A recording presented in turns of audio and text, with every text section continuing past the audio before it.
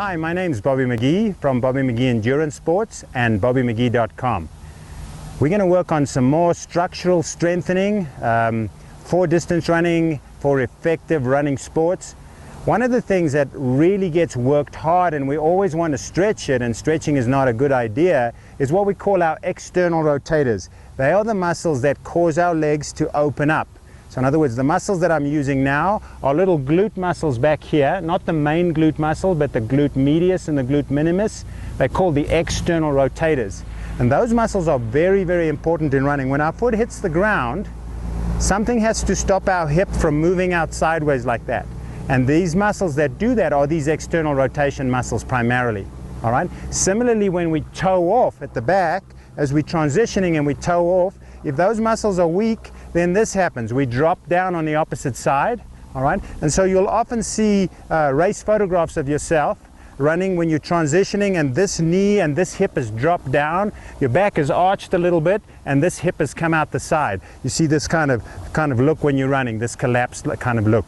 And so what we really want to work on is not so much strengthening these stretching these external rotators, but strengthening them. And the best way to strengthen them is through an exercise that we call monster walks. And some of you might have seen this. Your physiotherapist might have given you these exercises to do, your PT or your physio, saying you need to work on those. And so what they need for recovery is good massage, really good to use some kind of a hard ball like a lacrosse ball or a baseball or even a softball, or a very, very firm foam roller to roll on the side of that, and that's something for a later stage. But what we're going to do over here is we're going to show you how to strengthen these muscles, and what we're going to do, as I said, are the monster walks. So with the monster walks, I've got a piece of surgical tubing here. The swimmers might call these stretch cords, the triathletes call them stretch cords. I've got 2 loops on the end, but they are not necessary for this activity.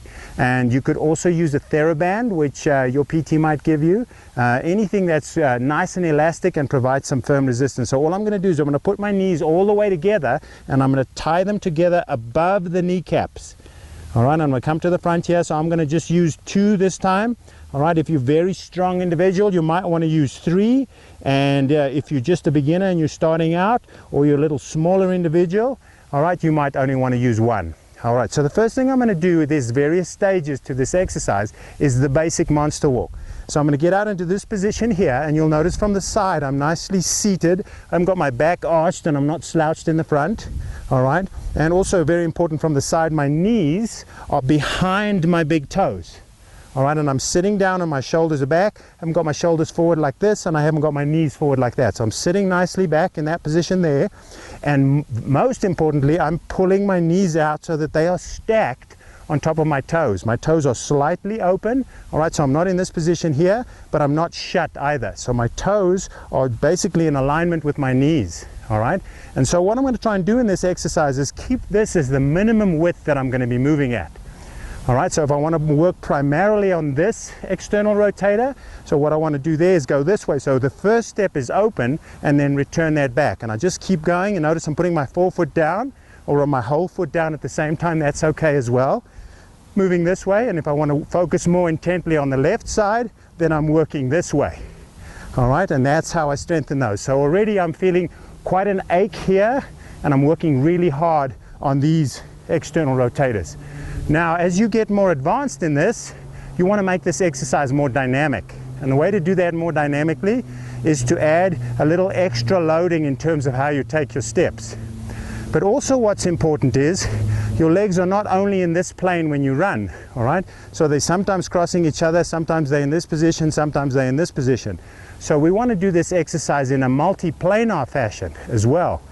And the way you would do that from the side, instead of me taking just a step that away, I'm going to take a step that away and forward. So I'm going to go there, I'm going to follow it, I'm going to go there, I'm going to follow it.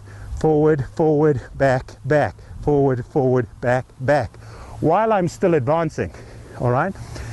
The next level that I want to go to is make this a little bit more challenging, so that I'm loading the external rotators while I'm on one leg. All right, dynamically, like I would be running.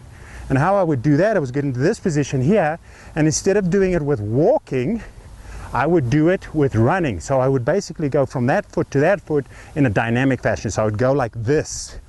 All right, so that's how I would do this exercise. And for this side, do it this way around. If I'm getting to a nice and advanced stage, I'm also going to do that in a multi-planar fashion. So instead of just going sideways, I'm going to go forward, forward, back, back, forward, forward, back, back, forward, forward, back, back. All right, so that will be a way to move up the loading. You can, I'm starting to get out of breath because it's quite a hard exercise. All right, and then the last level, the third phase, would be adding a plyometric component where those external rotators are loading with a jarring motion. All right, so again, into this position, knees behind the big toes, sitting down nicely in this position here, and now I'm going up and down with both feet doing the same activity. So I'm up, open, closed, open, close. There, that's how I'm working that. And then I can add that multi-planar component. Now I move the right foot forward and the left foot back. All right, so it gets really complicated now. So I'm doing this kind of activity here. Notice how I'm using my upper body contralaterally in the opposite direction. All right, your friends will laugh at you and then they will cry when you race against them if you have very strong external rotators in this dynamic fashion. Thanks guys, speak to you next time. Bye-bye.